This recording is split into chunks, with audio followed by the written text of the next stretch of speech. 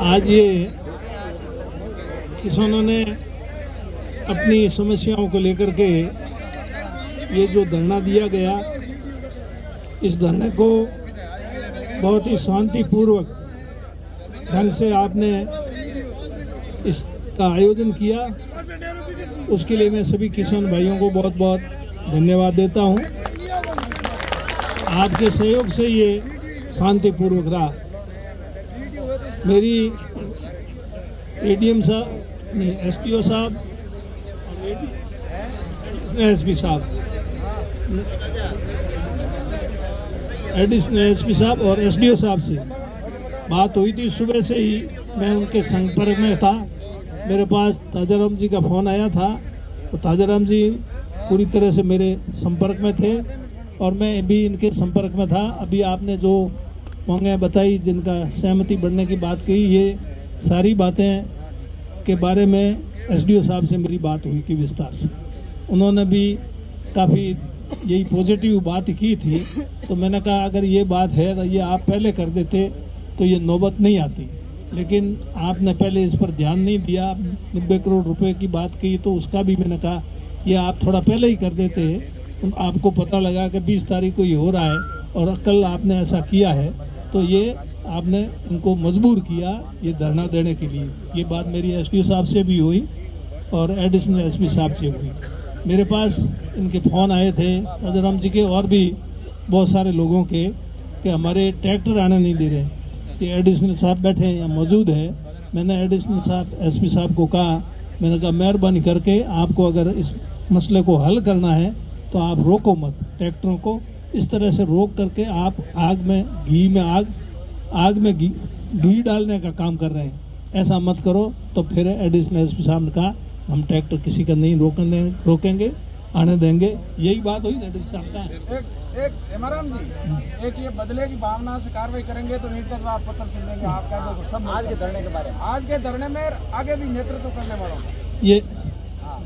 ये बात मेरी एडिशनल साहब से हुई तो इन्होंने उसके बाद में नहीं रोका। और भी मेरे पास इधर रतनपुरा से भी जगह जगह से फोन आ रहे थे।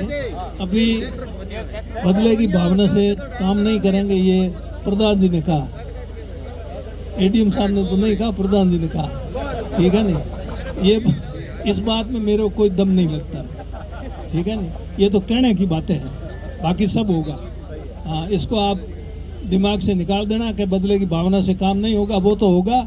अब उसके लिए आपको तैयार रहना, क्या करना क्या नहीं करना, ये तो आपको ही, इसके लिए तो आपको ही लड़ाई लड़नी पड़ेगी, नुकसान भी आपको उठाना पड़ेगा। लेकिन सही चीज़ के लिए, अपने हक के लिए, चाहे नुकसान भी हो। लोग फांसी पे भी चढ़े हैं, आपको तो सिर्फ थोड़ा नुकसान ही होगा आर्थिक, इससे ज़्यादा तो क्या। फांसी पे तो आपको कोई ये चढ़ा नहीं सकते। ये बात लिखी है, इन्होंने कही है। ठीक है, मैं जानता हूँ ये राजनीति में क्या होता है, कौन क्या है, नेता क्या करते हैं, नेताओं का क्या स्वभाव है, क्या नहीं है।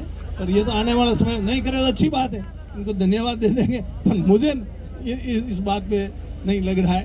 पर खैर ठीक है, ये भी बात आपने कर दी और इन्होंने आश्वासन दे दिया, चलो बात तो अच्छी की है। पर इसके ऊपर गौर हो, क्योंकि अभी सरपंचों के क्या हो रहा है, सरकारी कर्मचारियों के बारे में क्या हो रहा है। सरकारी कर्मचारियों को एपीओ कर दिया, नोटिस दे दिए हैं।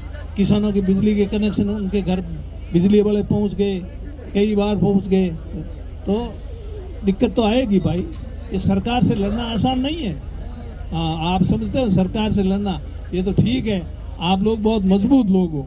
ठीक है ना, आपने अपना नफ़ा नुकसान नहीं देखा। नफ़ा नुकसान देखते हैं तो यहाँ कोई नहीं आता। आपने बिना नफ़ा नुकसान देखे कि भाई सबके साथ रहेंगे, सबकी तकलीफ अपनी तकलीफ है, तभी आप इतने मजबूती से। जो मजबूत नहीं है ना, वो यहाँ नहीं आए।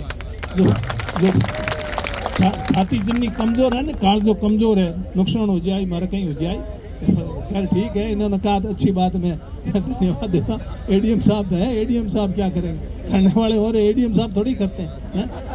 हाँ, पर ये बात ज़रूर है, अधिकारियों को भी मैं ये कहना चाहता हूँ, आप मेहरबानी करके उनके दबाव में आकर के किसी के साथ अन्याय नहीं करें, गलत काम नहीं करें। पूरी तरह से ये अधिकारी कर्मचारी बिल्कुल गलत काम नहीं करना चाहते, मैं मानता हूँ। हमारा भी शासन रहा, हमने इनको देखा है, बहुत नज़दीक से परखा है, ऐसी बात नहीं कोई। लेकिन इनके ऊपर ना जाने पता नहीं ऐसा दबाव मैंने पहले कभी नहीं देखा। बीजेपी का भी राज रहा, भैरव सिंह जी 3 बार मुख्यमंत्री रहे, वसुंधरा जी भी 2 बार मुख्यमंत्री रही, लेकिन ऐसा दबाव मैंने 78 साल का हो गया, 47 साल राजनीति में रहा, नहीं देखा।